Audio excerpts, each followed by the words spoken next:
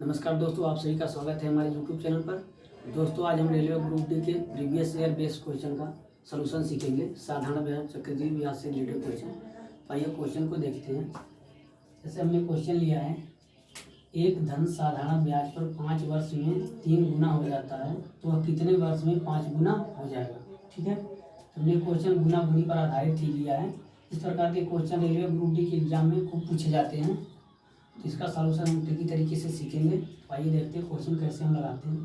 तो जब भी आपको ऐसा क्वेश्चन साधारण ब्याज का हो, कोई धन कहे साधारण ब्याज पर 5 वर्ष में 3 गुना हो जाता है, तो कितने वर्ष में 5 गुना हो जाएगा। जब इस प्रकार का क्वेश्चन हो तो कैसे लगाते हैं, आइए देखते हैं। इसकी शानदार ट्रिक हम सीखेंगे शानदार तरीके से। तो आइए देखिए, जब भी ऐसा क्वेश्चन हो तो आपको क्या करना है, जो गुना गुनी दे रखा उससे एक कम लेना है। ठीक है, जो गुना गुनी दे रखा उससे एक कम लेना है। तो पहले क्या देखा, 3 गुना, तो 3 से कम कितना हो जाएगा, 2।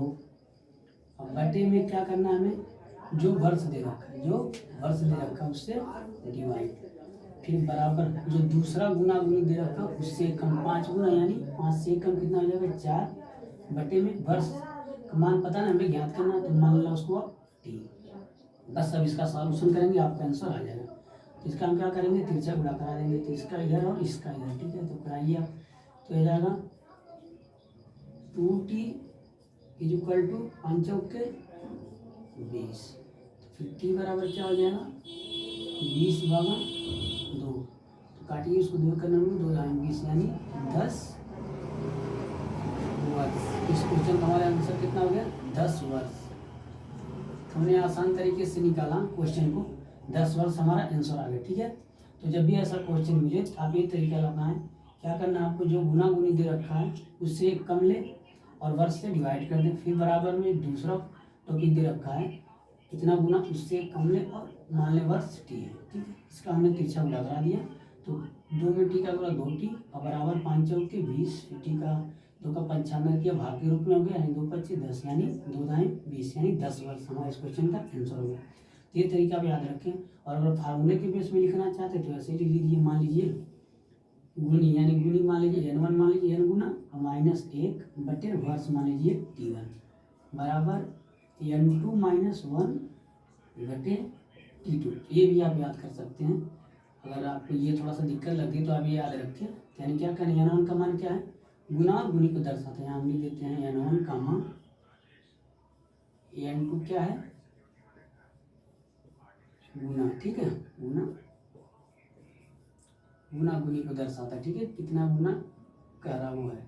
तो मान लीजिए इन्होंने का मान हम कितना रखेंगे, 5 और -1 बटे t1 का मान कितना रखेंगे, पहला वर्ष जो रखा 5 बराबर n2 का मान हम कितना लिखेंगे, 5 -1 बटे t2 का मान कितना लिखेंगे, t2 हमें ज्ञात करना। बस ये चीज़ हो गया। ठीक है, इस पर भी रखेंगे तो यही तरीका हमने डायरेक्ट ले लिया, 3 से कम 2 बटे 5 और 5 से कम हमने कर लिया डायरेक्ट बटे टी, इसका पक्षांतर करा दिया और सॉल्यूशन के हमारे आंसर आ गया। ठीक है, तो ऐसे इस प्रकार के क्वेश्चन को लगाते हैं। आइए दूसरा क्वेश्चन हम देखते हैं। जैसे क्वेश्चन है, एक धन साधारण ब्याज पर 2% की दर से 4 गुना हो जाती है, तो वह कितने प्रतिशत की दर से 7 गुना हो जाएगी। इसमें क्या ज्ञात करना है हमें, दर का मान ज्ञात करना है। यहाँ क्या ज्ञात करना था, समय का मान। तो जब दर ज्ञात करना हो, साधारण ब्याज के इस प्रकार का क्वेश्चन हो गुना गुनी का, तो कैसे लगाते हैं उसको भी शानदार तरीके से सीखते हैं। आइए देखते हैं। इसकी ट्रिक क्या होती है, हमें जो गुना गुनी दे रखा उससे कम यहाँ भी लेंगे, उससे कम लेंगे। तो 4 गुना का 4 का 4 से कम कितना हो जाएगा, 3 बटे दर से भाग देंगे। क्या करेंगे, दर से भाग देंगे, यानी 2 से भाग देंगे, तो बराबर में फिर दूसरा 7 गुनी का 7 से कम कितना हो जाएगा, 6 बटे में दर का मान ज्ञात करना, मान लीजिए आप दर r। ठीक है, r%। अब इसको सॉल्यूशन करिए, तिरछा गुणा कराइए, इसका इधर इसका इधर। तो r 3 गुणे r% और बराबर में 6 गुनी 12, यानी 12। यानी r बराबर कितना हो जाएगा, r% बराबर 12/3। और इसे काट दिए, 3 चौके 12, यानी आ गया 4, यानी r% या दर का मान कितना आ गया, 4%। ये हमारा क्या होगा, इस क्वेश्चन का आंसर हो गया। इस क्वेश्चन का आंसर कितना हमारा गया, 4%। दर का मान कितना है, 4%। तो जब भी दर का क्वेश्चन हो तभी हमें क्या करना है, जो गुना गुनी दे रखा है उससे कम करना है, उधर से भाग देना है। फिर बराबर में गुना गुनी जो दे रखा है इससे कम लेना है, उधर से भाग देना है। इसका पक्षांतर करके सॉल्यूशन करना, आपका आंसर आ जाएगा।